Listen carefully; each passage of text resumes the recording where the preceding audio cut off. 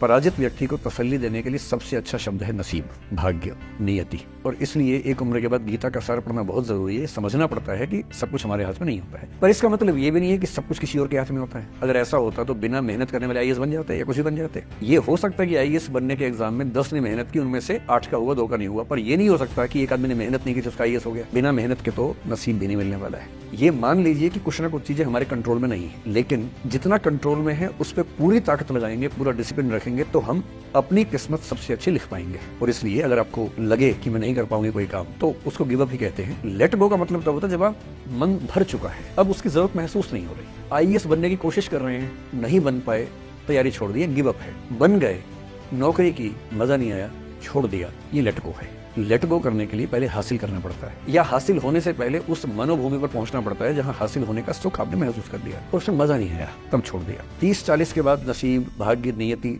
चलेगा। फिलहाल कर्म पे भरोसा कीजिए, मेहनत, डिसिप्लिन और मोटिवेशन से ज्यादा महत्वपूर्ण है डिसिप्लिन। ध्यान रखिएगा, मोटिवेशन का ग्राफ ऐसा होता है, फिर ऐसे नीचे आता है धीरे धीरे।